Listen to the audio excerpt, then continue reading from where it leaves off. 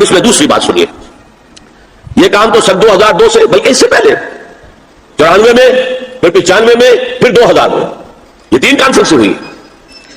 ایک اب نیا آیا ہے شوشا، اور وہ کیا ہے؟ رینڈ کارپوریشن ہے امریکہ کی ایک بہت بڑا تھنک ٹینک، سب سے بڑا، سب سے اونچا۔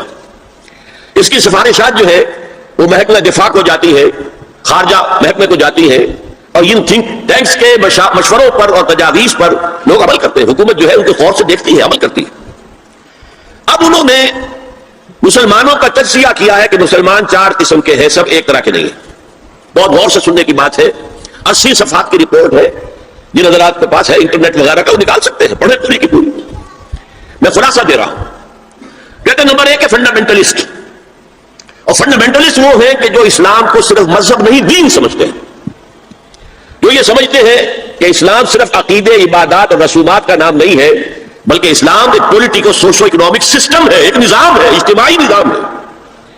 کہا یہ ہمارے دشمن نمبر 1 ہے، انہیں ہم نے ہر قیمت پر ختم کرنا ہے۔ They are the biggest challenge to our civilization, our culture, our system.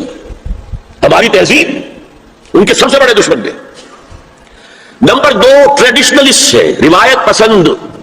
یہ ہمارے علماء جو قال اللہ و قال رسول میں ہے، فقہ حنفی پڑھ رہے ہیں، یا کوئی اہل حدیث ہے تو کچھ اور چیز پڑھ رہے ہیں، وغیرہ وغیرہ۔ ان کا اصل جو مشغلہ ہے وہ دارالعلوم ہے، پڑھنا پڑھانا ہے، مساجد میں خطبہ دینا ہے، امامت کرانی ہے۔ اس سے آگے کا ان کے سامنے خود تو کوئی کانسیپٹ نہیں ہے، لہذا یہ ہمارے لیے خطرناک نہیں ہے، they are no challenge to us. لیکن اگر کبھی وہ فنڈامنٹلسٹ کے ساتھ مل گئے تو پھر بہت خطرناک ہے۔ کیوں؟ ان کے پاس عوام تک رسائی کا بہت بڑا ذریعہ ہے۔ ہر جمعے کو ایک اجتماع ہو رہا ہے، جلسہ ہو رہا ہے، چھوٹی سی جلسی کرنی ہو تو ہزاروں روپیہ خرچ کرنا پڑتا ہے، اشتہار ہے، پوسٹر ہے، فلاں ہے، چاہے وہ چھوٹی سی جلسی ہو۔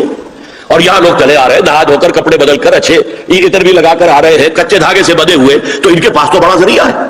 یہ اگر فنڈامنٹل کے ساتھ مل گئے تو بہت خطرناک ہے۔ لہذا ان کے لیے تو یہ ہے کہ اولا تو ان کو ایک دوسرے سے دور رکھو، اور جو ٹریڈیشنلسٹ ہیں انہیں اپنے باہمی جو مسلکی اختلافات ہیں، فرقے وارانہ اختلافات ہیں، ان کے اندر بزی رکھو، شوشے چھوڑتے رہو تاکہ وہ اسی بحث کے اندر مناظرے بازی میں لگے رہیں۔ تیسرے انہوں نے کہا ماڈرنسٹ ہے۔ یہ وہ لوگ ہیں کہ جو اسلام کی ایک تعبیر جدید کر رہے ہیں اور اسے ہماری تہذیب کے ساتھ ہم آہنگ، کمپیٹیبل بنا رہے ہیں۔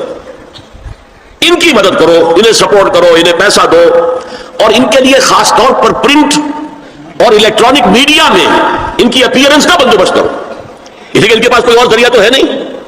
ان میں سے کسی کو کوئی مسجد میں خطیب بنا کر تو نہیں کھڑا کرے گا، بلکہ داخل بھی نہ ہو سکے شاید وہاں، تو ان کے لیے ذریعہ چاہیے تاکہ عوام تک پہنچے۔ آج کا سب سے بڑا ذریعہ ٹیلی ویژن ہے، لاؤ اس کو، اور انگریزی پریس ہمارا خاص طور پر جو ہے ان کا اعلی کار ہے۔ ان کے لیے یہ ہے کہ ان کی مدد کرو، سپورٹ کرو، اور انہیں پرنٹ اور الیکٹرانک میڈیا کے اندر انہیں ایکسپوژر دو۔ چوتھا کہتے ہیں وہ ہے سیکولرسٹ، پہلے ہی سے ہمارے ہیں، ہماری جیب میں ہے، وہ تسلیم کر چکے ہیں، ہضم کر چکے ہیں کہ نظام کا، زندگی کے نظام کا کوئی تعلق مذہب سے نہیں ہے، مذہب نام ہے عقیدے کا اور عبادات کا اور رسومات کا۔ تو یہ تو ہمارے ہی ہے، تو گویا کہ 2 جمع 2 تقسیم ہو گئی۔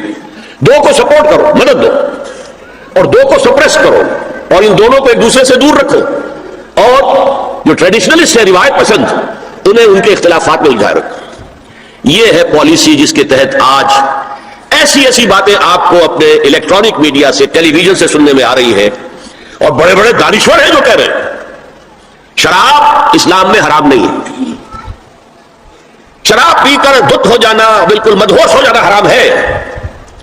آپ کو معلوم ہے کہ وہاں بھی کہا جاتا ہے ڈرنکرز وہاں بھی پسند نہیں کیے جاتے، اتنے پینے والے کے ہوش کھو دیں، مغرب میں بھی پسندیدہ نہیں ہے، لیکن وہ کہتے ہیں کہ اصلاً شراب حرام نہیں ہے اسلام میں۔ اور آپ کو معلوم ہے، میں نام نہیں لینا چاہتا، یہ ہماری بدقسمتی ہے، یہ علامہ اقبال کے فرزند ہیں جنہوں نے یہ بات کہی۔ پھر انہیں کے ایک اور ہم نام ہے، انہوں نے شوشہ چھوڑا، اسلام میں پردہ نہیں ہے، قرآن میں پردہ نہیں ہے۔ یہ تو ایک وقت کی سوشل ضرورت تھی، ایک خاص وقت کی ضرورت تھی جس کے تحت کچھ احکام دیے گئے، ورنہ یہ کوئی مستقل احکام نہیں ہے۔ یہ ہے وہ صورتحال کہ جس کی بنا پر میں نے آج اس موضوع کو اپنے لیے اختیار کیا ہے۔